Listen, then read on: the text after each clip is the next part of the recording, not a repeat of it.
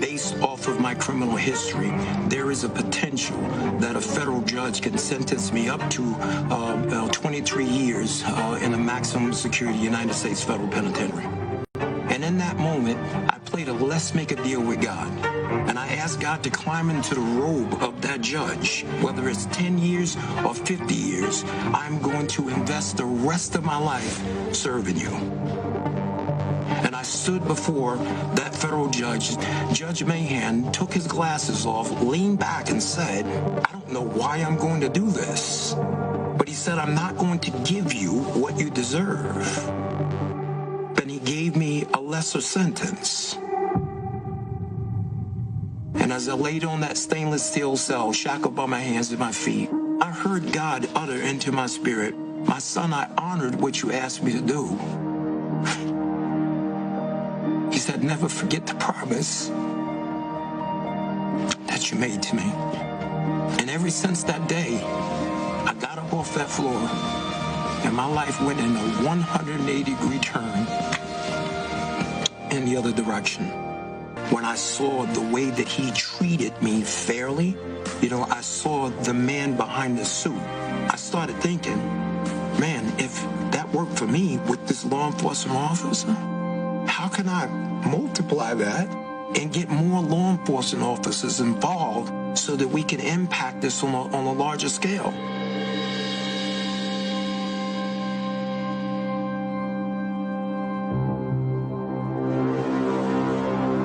President Trump, he had made a bunch of promises. So let me just be transparent. When he first started talking about the things he was going to do, I'm sitting there going, wait a minute here. I mean, is he serious? Because everything that he was saying that he wanted to do was the stuff that needs to be done. And before he walked out that meeting that day, I promised I'll make it out there to, come speak at one of your graduations. I heard that they were phenomenal.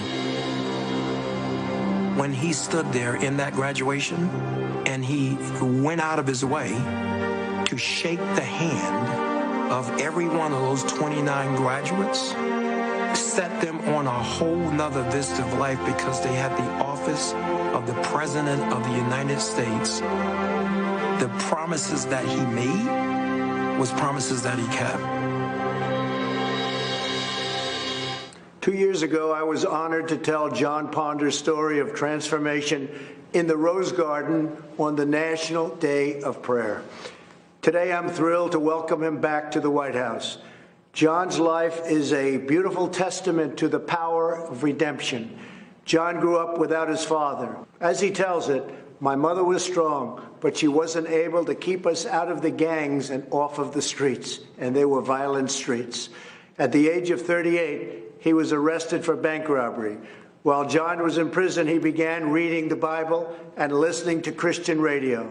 One day he heard Reverend Billy Graham on the radio proclaim, Jesus wants to be Lord of your life. On that day, John dedicated his life to Christ. He spent the rest of his time in prison studying the Bible. When he was released, he heard a knock at his door. It was the officer who put him in jail, FBI Special Agent Richard Beasley, who said, I want you to know that I've been praying for you. Now, Richard and John are best friends, and we are grateful that Richard is here with us today. In the last 10 years since John was released, he has created one of the most successful reentry programs, Hope for Prisoners in Las Vegas. I was glad to speak there earlier this year.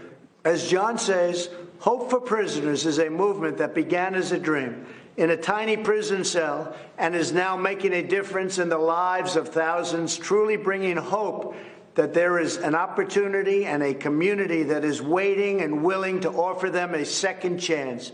John, we honor your devotion to showing returning citizens that they are not forgotten. We believe that each person is made by God for a purpose. I will continue to give all Americans, including former inmates, the best chance to build a new life and achieve their own American dream, and a great American dream it is. Now I'd like to ask John and Richard to say a few words. I can't tell you how grateful I am to have the opportunity to speak here today. Not so long ago, my life was running from the police, fearing the police, and avoiding the police. Not because of anything that the police had done to me personally, but due to the animosity I had allowed to grow inside of me, making me believe that they were my enemy. But today, praise God, I am filled with hope, a proud American citizen who has been given a second chance. My transformation began in a prison cell where I found myself a 3-time convicted felon facing yet another sentence. I gave my life to Jesus and made him a promise that I would spend the rest of my days helping others like me. My first help and support came from the unlikeliest of places, the FBI agent who arrested me, Richard Beasley. He is now a dear friend and has been a source of encouragement to me throughout my entire journey. I am grateful for the men and women of the Las Vegas Metropolitan Police Department who volunteer their time to people who are returning to our local community after incarceration.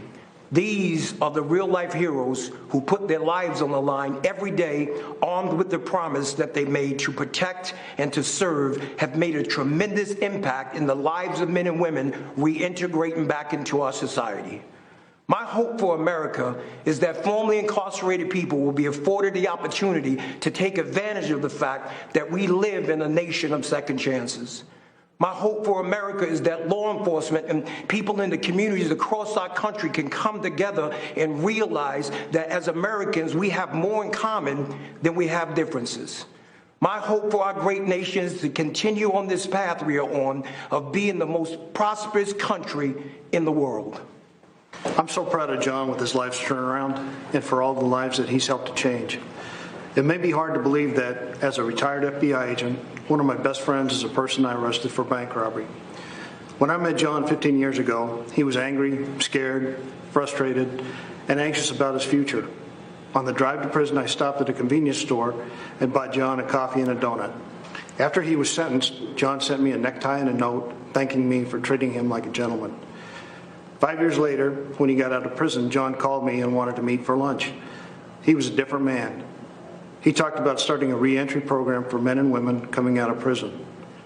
Over time, John earned the trust and respect of the law enforcement community, many of whom volunteer in John's Hope for Prisoners program. I'm grateful for President Trump's commitment to criminal justice reform. On February 20th of this year, he was the guest speaker at the Hope for Prisoners graduation. He stayed much longer than scheduled to hand out diplomas to the 29 men and women who graduated that day. What a sight. The most important man in the free world shaking hands and pledging his administration's support to ex-offenders. Their families were there, the community was there. What a great second chance. I also appreciate President Trump's support for law enforcement. I always felt like I had strong support as an FBI agent, but there's nothing worse than knowing you're being second-guessed when you're doing your job. In certain parts of our country right now, law enforcement doesn't feel like they have the support from their local leaders. They're being painted with a broad brush, unfairly, with calls for defunding. But as President Trump knows, the overwhelming percentage of law enforcement officers are good, smart people who are doing their jobs very well. And they can change the world working with people like John. Thank you. So now I'd like to invite John's wife, Jamie, to join us as I grant John, I'm not sure you know this, a full pardon. So I don't know if you know that, Jamie. Come on over here. It's just an honor. And you have done incredible work. Thank you, sir. And all of Las Vegas and all of Nevada and all of every place in this country is very proud of you, the job you've done, bringing people back. And you're right, I was supposed to be there for 5 minutes. I stayed for an hour and a half because it was so interesting to me. Congratulations to both. Thank you, sir.